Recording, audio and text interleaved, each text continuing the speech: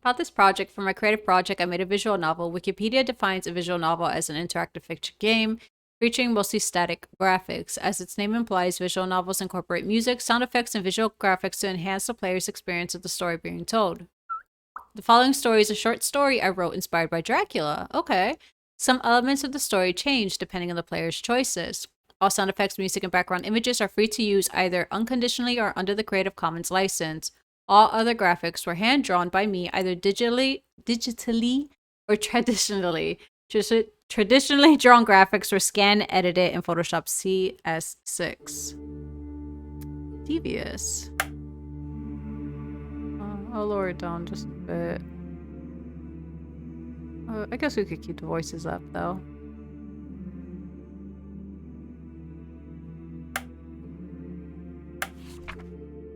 This journal is property of Zwino.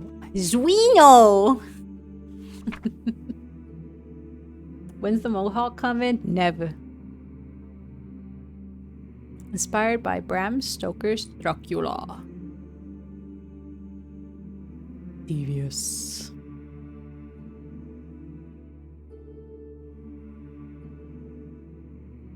Once again, welcome to my house. Come freely, go safely, and leave something of the happiness you bring. Dracula.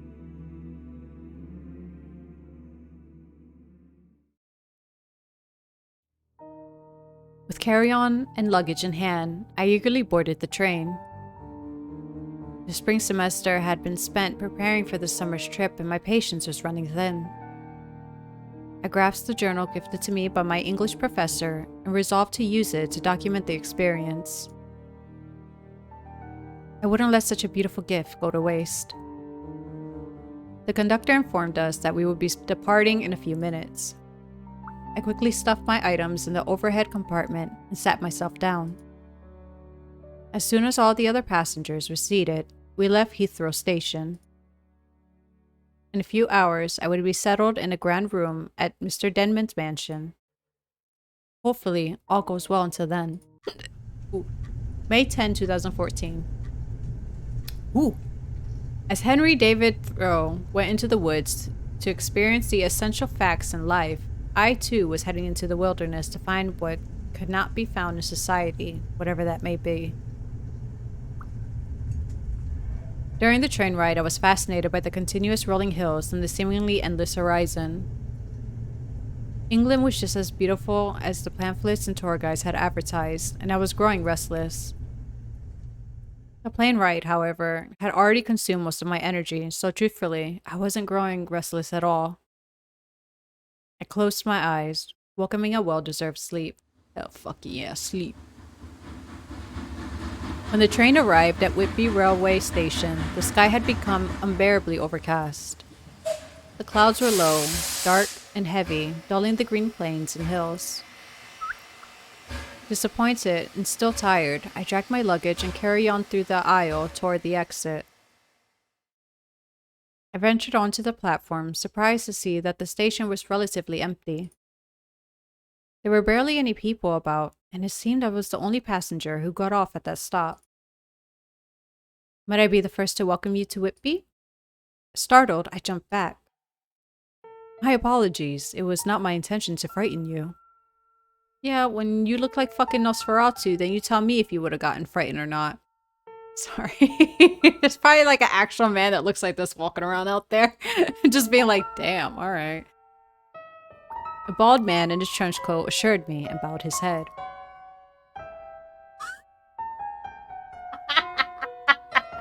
It is Nosferatu!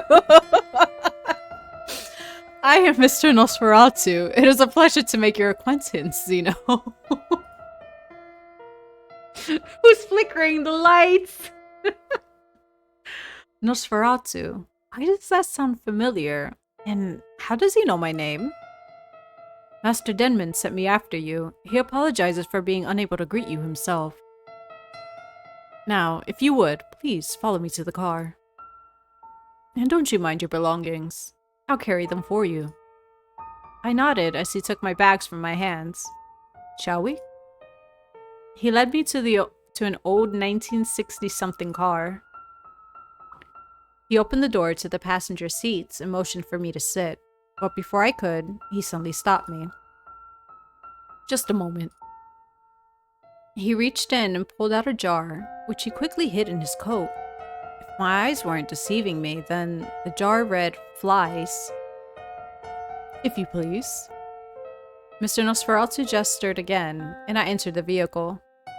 I had just buckled my seatbelt when Mr. Nosferatu started the engine. Your items have been packed safely in the trunk. That was quick. He peered through the rearview mirror at me.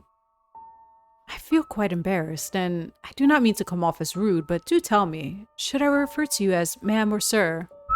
Neither. Wait, hold on. If I say neither, because I don't refer to either, or if I say neither. Neither. Ah, I see. Very well. I don't know. My apologies, Zeno. I didn't mean to offend. I laughed weakly. Was that an insult? Master Denman is still making arrangements for your stay at the mansion. I'm afraid he won't be ready until the evening. In the meantime, we can dine at Whitby's finest restaurant. I am sure you must be quite hungry. Famished! My stomach growled. Mr. Nosferatu smiled. Smiling, enthusiastically revved the engine of his old car and pulled out of the parking lot. So, pray tell me, where do you hail from, Zeno? United States, unfortunately. Look at them big old eyes! Let's see. Okay, students do an art project. Screw this. You get in the bare minimum. Yeah, if it was me, you get in the bare fucking minimum. Where do I come from? I hail from Bikini Bottom. I can't spell bikini. Bikini Bottom. Bikini Bottom. Surely you must have traveled long and far. Yeah, you have no idea. What was the duration of your train ride from London? About 5 hours. By George, that is quite some time to be spending on a train, isn't it? Fear not, my friend, for we are near our destination. Mr. Nosferatu pulled up at a hole in the wall called Loon's Attic. Upon entering the establishment, I noticed the mustard yellow wallpaper was peeling and the place smelled like mildew and garlic? So this is Whitby's finest. Loon's Attic was pretty run down, but it had a sort of quirky, old-fashioned feel to it that was appealing. I sat myself down in the chair Mr. Nosferatu offered me, but he didn't sit down himself. I must apologize again, for I cannot dine with you this afternoon. I have some matters to attend to. His face was twisted in disgust as he handed me a menu. He shuddered. The waiter knows the bill, Mr. Denman, so please feel free to order what you like. Your items will be waiting for you at the mansion, and I'll return for you soon after sunset. After sunset? Mr. Nosferatu was about to leave through the door. Won't it be too dark? He paused, turning towards me. It is never too dark, dear Zeno. Mr. Nosferatu's lips peeled back in a grin, exposing his gums and sharp, grimy, yellowed teeth. We shall see each other soon. He tilted his head toward me before leaving the pub. Bikini Bottom, LOL copyright. Oh god. Hold on.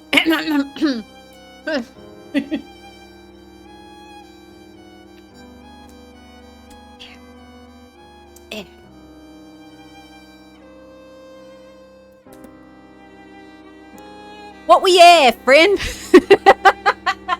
I can't do it. I was prompted to read the menu. Coffee, tea, or ale? I like tea. Some chamomile tea would be nice. Alrighty then. As the waiter left, an odd sensation sent chills down my spine. It felt like someone was watching me. I laid the menu on the table to gain a better view of my surroundings. Nothing seemed to strike me as weird until my eyes fell upon an anxious man sitting in the furthest corner of the pub. His face was long and eyes sunken. His forehead was wrinkled as if his facial muscles were eternally locked in a worrisome expression. He seemed to be... No, he was staring at me, and he wasn't even trying to hide it. Our eyes locked in an intense gaze. Your tea. The waiter set my order on the table, breaking our eye contact. When I looked up again, however, he was making his way toward me. What should I do? Sit still? I sat as still as possible, waiting for him to reach me. I want my fucking tea.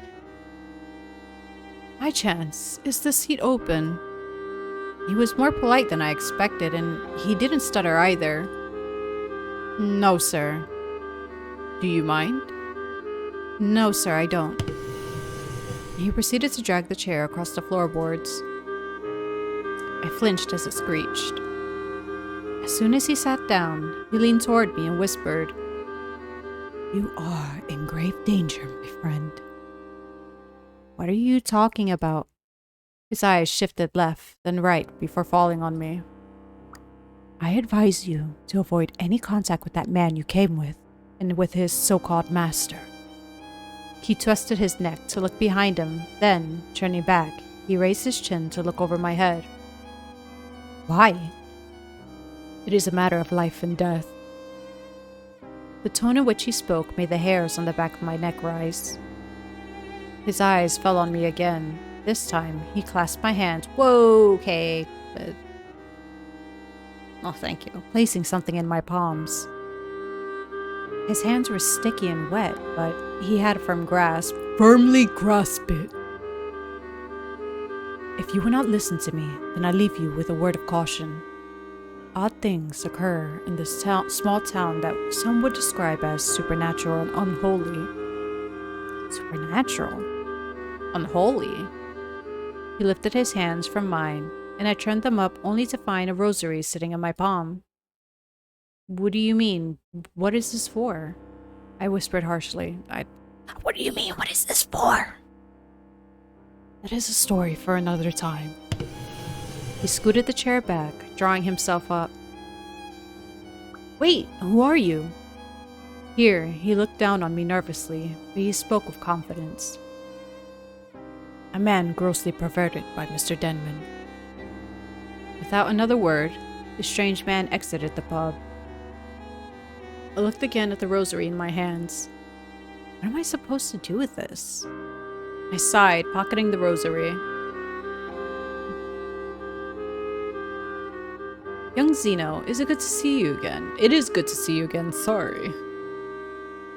I was glad to see Mr. Nosferatu enter the pub.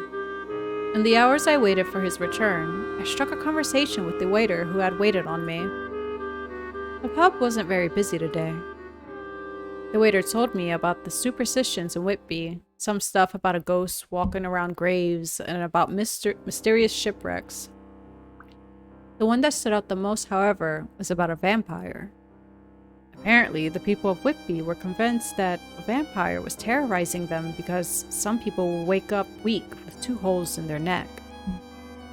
I laughed at the idea and said, "A vampire?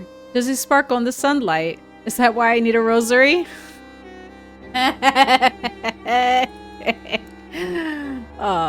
To which he replied, "Laugh while ye can, my friend. Looks like me don't joke about vampires. And I'd keep the rosary if I were you." Mr. Nosferatu joined me at the table, but again, he didn't seat himself.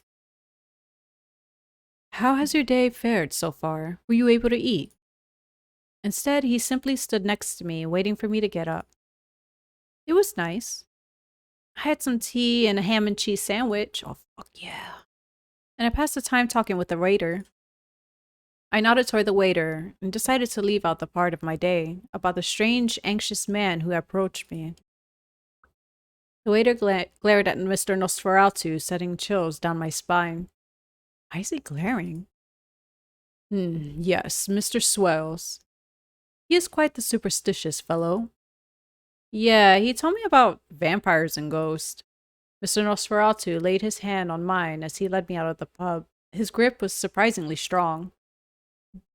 And are you yourself superstitious, Zeno? You mean, do I believe in vampires?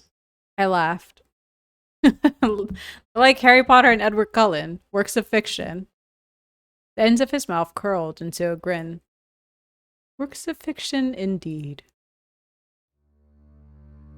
The car rumbled over gravel as we traveled uphill. An old, menacing Victorian mansion loomed up ahead. Master Denman will meet you at the gate.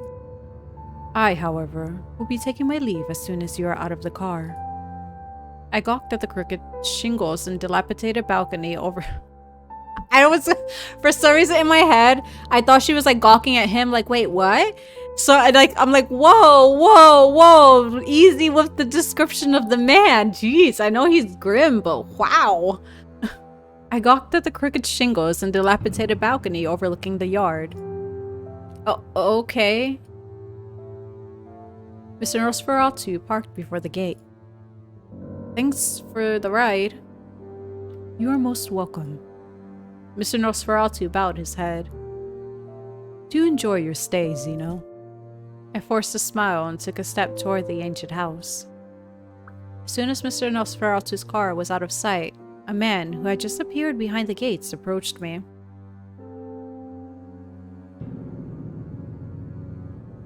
Not suspicious looking at all. I am Mr. Denman. He bowed his head.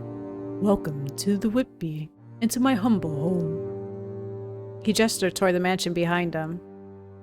I hope you will find yourself at home. Sure, Mr. Adams. Then he stepped back, giving me a better view of his home. My body cast a long shadow that stretched across the pavement. I crawled up the steps and creeped through the cracks in the stone. I stood still for a moment, waiting for him to speak again. Please, do not be afraid to enter the yard, Mr. Denman urged. Thank you for your generosity. As soon as I set foot behind the gate, he rushed to my side and led me into the house. I'm sorry, were his eyes glowing? I could have sworn I heard the door locked behind us. Our footsteps echoed through the mansion, bouncing off the walls and high ceiling. He brought me into a large room decorated with elegant drapes, paintings, and a fireplace. This is the chamber. I rarely spend time in this room because it is far too large for one person. Mr. Denman smiled. However, know that you will be staying with me.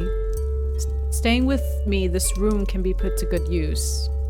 Now that you will be staying with me, this room can be put to good use.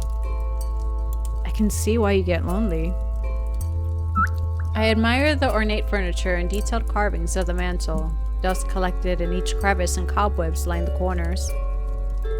This stuff must be real expensive and old. Please allow me to show you to your room. Who does that? I nodded and followed him up the stairs.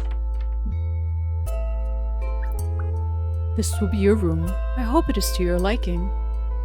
You will find your belongings in the closet. He showed me to the closet. And the restroom, should you need to use it, is down the hall to your right. Sounds great. Thanks so much. It is I who should be thanking you, my dear. Oh, Zeno's fine, Mr. Denman, sir. Very well, Zeno, my friend. We're not friends either. He politely bowed his head. As you will be living under my roof, I must lay down some ground rules. I must ask that you do not attempt to enter any locked rooms. You are also forbidden from setting foot on the 3rd floor. Any room in the mansion, however, is open to you at any time. I am sure you understand. I nodded. Yes, of course, Mr. Denman, sir. The Wi-Fi password's on the desk. Fuck yeah! Should you need it, and there are various power outlets spread through the room. Thanks. And now I leave you for tonight, as I imagine you must be quite tired. Actually, I'd like a tour of the house, if that's okay with you. It would be my pleasure. He grinned, tilting his head toward me. Please, follow me. We can begin the tour on this floor. Excited, I quickly threw my personal bag on the bed and followed after him. He led me into a bright room adorned with portraits, orchids, and shelves full of books. This is the library. It is stocked with various books from antiquity all the way through the present day. Most of the books are in German or Romanian, as my ancestors are originally from that region of Europe. Suspicious. He smiled proudly. I apologize for not having more books in English. It's fine. My eyes wandered about the room, scanning the shelves for spines with English words. Do you speak German or Romanian? Yes, I thought it'd be best to learn my ancestors' tongues. He ran his pointer across the book cover and, lifting his hand, rubbed his thumb against it. Mr. Nosferatu tells me that your journey from... I forgot I called it Bikini Bottom. Mr. Nosferatu tells me that your journey from Bikini Bottom was quite long. Do tell me about your trip in your hometown. I wish to learn much about the world and its many cities and people. He folded his hands and raised a brow inquisitively. The flight was ridiculously long, and it was difficult to fall asleep because there was a baby crying and I was sandwiched between two heavy-set men. But the train ride from Heathrow was so relaxing. I fell asleep in the first hour. Mr. Denman nodded at these.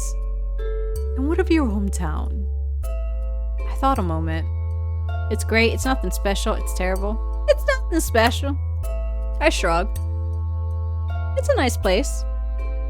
I mean, it could be worse, and I never really felt attached to it. I grew up there, that's all. If that's so...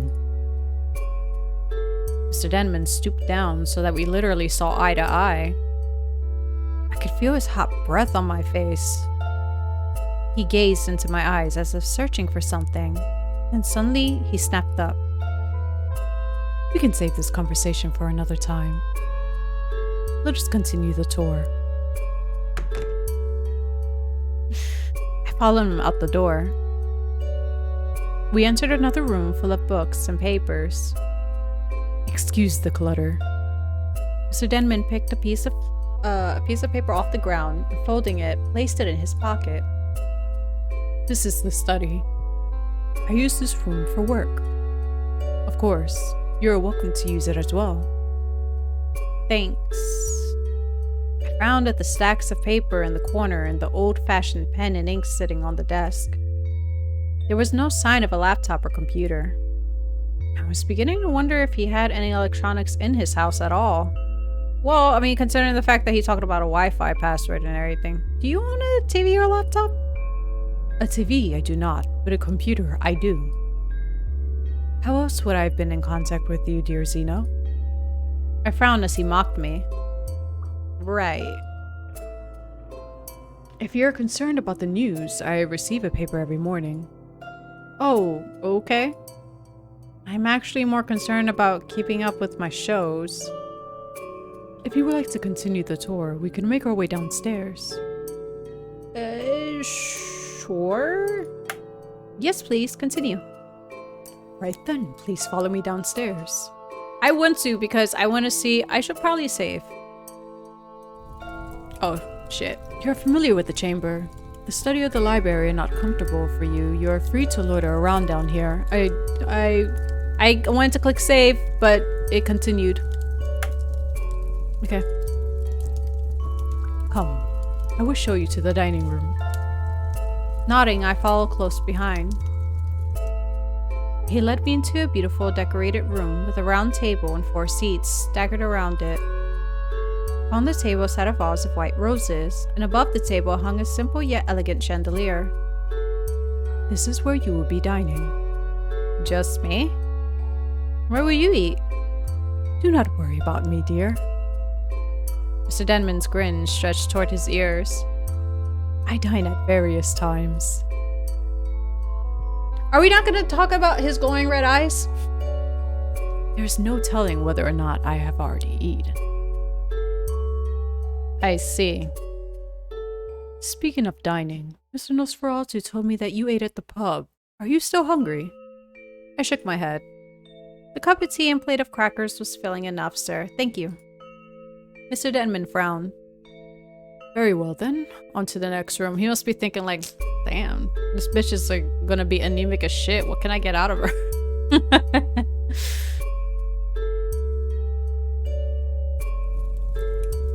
We entered a small room furnished with 2 oriental couches, one a love seat, the other a full couch. The room also had a beautiful fireplace.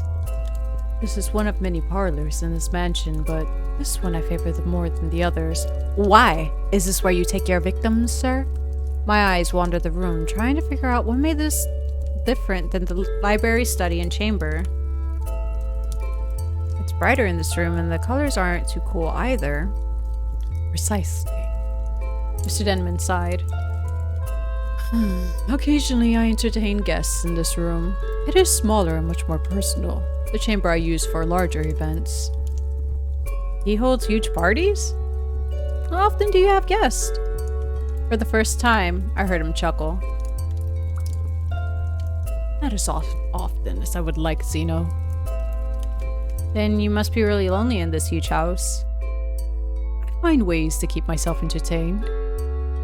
I examined the sculpture hanging above the mantel, the intricate designs of the wallpaper, and the entangling woodwork of the fireplace. The mansion's very beautiful, Mr. Denman. Thank you, my dear. He tucked his chin slightly, accepting my compliment. But there's one more room I would like to show you. Come. He glided out of the room, and I followed. Mr. Denman showed me into another small room with a rounded table. There were 2 chairs at the table, and an elegant tea set was laid out. Would you care to join me for a cup of tea? He walked over to the table, and picking up the teapot, poured a cup with precision and finesse. I politely declined the offer. Oh, no, I'm fine. I heard he had a tea at the pub. Very well. Mr. Denman set the pot carefully on the table and took a sip from his cup. If that is all, sir, I'll be heading to bed. Yes, that is all that I thought best to show you, dear. He took a seat at the table, enjoying his tea. I'll see you in the morning, then. Oh, dear, a quick word about that. I'm afraid that because of my work, I sleep most of the day and am most active after dusk. I hope that is no bother to you. Oh, well, that's fine. You're a busy man, and I understand. Very good. I'm glad. Mr. Denman smiled. I will prepare breakfast and lunch for you should you wish to eat, and I will see you tomorrow evening for dinner. I bid you good night. I thanked him again for his service and all that he'd done for me before heading to my bedroom. What a strange day. As I was emptying my pockets, I was reminded of the rosary the strange man had given me. I forgot about this. I thought about the vampire swales told me about and about the rosary's intended use. I don't need this. Vampires. Really? Scoffing, I set it on the dresser next to my bed. That night, I had a restful sleep. May 11th, 2014. When you try to rationalize things so much that you think a man with green skin and glowing green eyes is normal. I woke up the next day to find that I slept through breakfast and lunch. It was now after 5, and through the curtains and window I saw the sun setting. Wow, I literally slept the day away. I glanced at the dresser. Wait, where did the rosary go? I pulled open the drawer and frantically rustled the bed sheets and pillows in search of it. Then I turned my attention to the floor. It lay just below the dresser as if someone had knocked it over. Must have been the wind. I picked the rosary off the ground and pocketed it. After freshening up, I wandered into the dining room to find dinner waiting for me.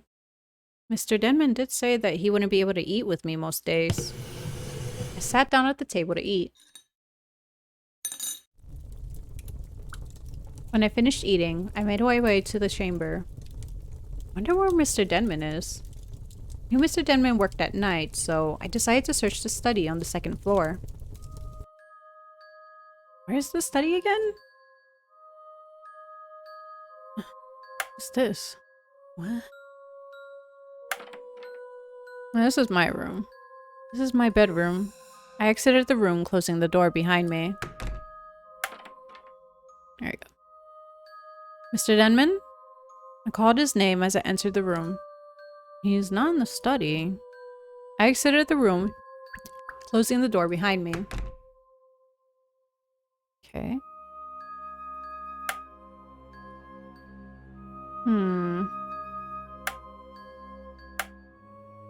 It just goes round. Yeah. Bathroom's that way. Yeah, seems about it. Well, maybe we have to go pee-pee. Can I just go back? Like, back? No? Okay, fine. Can we go into this room? Mr. Denman? I called his name as I entered the room. It's not here. I exited the room, closing the door behind me. Mr. Denman? I called his name as I entered the room. It's not in the library. I exited the room, closing the door behind me. Oh, fucker, where are you? There's a stairway leading to the 3rd floor, but Mr. Denman told me not to set foot there. Hold on. It's best to follow his directions. As soon as I turned around, I was startled by the sudden appearance of Mr. Denman. Mr. Denman! I trust you are not thinking of investigating the 3rd floor. Of course not. I was just looking for you. I thought you'd be in the study. Dear child, you need not worry. I was downstairs in the parlor reading a book. He dabbed the corner of his mouth with the tip of his finger. Please remember that the 3rd floor is forbidden. It would be unfortunate if I found you there. I let out an exasperated sigh. That felt a little threatening. Have you eaten already? I nodded. Would you care to join me for some tea? For some reason, I found that I could not say no. I'd love to. Very good. I do enjoy your company very much, Zeno. I would be heartbroken to see you leave. As if he were tugging me by a chain, I followed him downstairs. Uh-oh. He poured me a cup of tea as I took my seat and set it down before me. Here you are. Thanks. I lifted the cup and pressing it to my lips, I took a long sip. The tea was an odd dark red and it was strangely thick. Blech. What is this? Is it... A drop of sweat formed over my brow. I struggled to stop drinking it. Is something the matter, Zeno? I could only shake my head. Mr. Denman smiled deviously.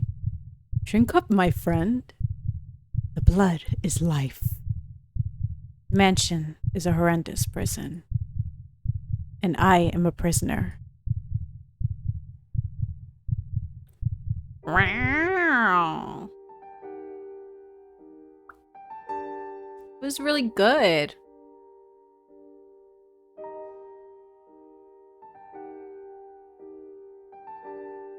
Scroll at your own pace. It was a very good game. Also, our character is pretty fucking dense. His eyes were glowing red. Oh, okay. I was like, what do you mean scroll? You could just scroll through here. Okay. Thank you for playing. Actually, hold on. I tried saving, but... Moon's Attic, car ride... The mansion. Wait, what time is it? But this is like after like he catches me. Study in the comfortable. You're free to loiter around down here. I will show you. Okay. Yeah. Let's get through this. I'm gonna go upstairs.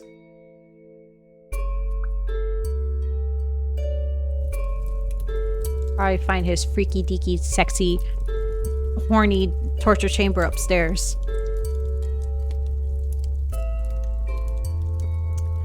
So pretty much, our character, she was talking to Denman. She wanted to come out and, if I recall correctly, just like experience. Oh, okay, I could just do that. Life outside of Bikini Bottom. Hold on for a second. Continue up. I wonder why. This looks eerily familiar.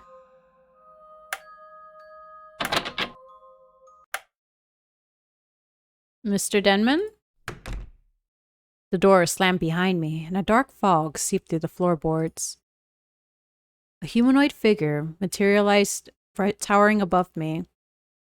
Did I not kindly ask that you avoid these parts of the mansion? Mr. Denman's shadow somehow stretched, engulfing the room in darkness. His eyes burned a furious red, the only light source in the now dark room. I slowly stepped away from him, but every inch I moved back, he grew larger and more menacing, his face twisted and wretched into a deformed, beastly state. Allow me to take you back to your room.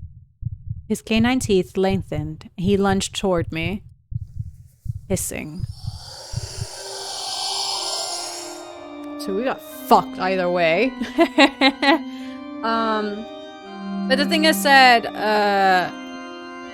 Count Asshole over here was just looking for another meal. Another body to add to his list. So, but it was really good. I really, really liked it. I love the art. And hold on, I can't like concentrate and do two things at once for some apparent reason. But it was super good. I'm sure there's like other endings, and there's like an extra bit here. There probably after you collect as many endings as possible, you'll be able to see. But yeah, this is Devious. If you guys want to check it out on Itch.io, go on ahead and see if you guys would like to see what else there is that is in this dreadful mansion. I should have talked in Ash's voice. I should have been Mr. Denman. That would have been perfect. Oh man, that would have been great.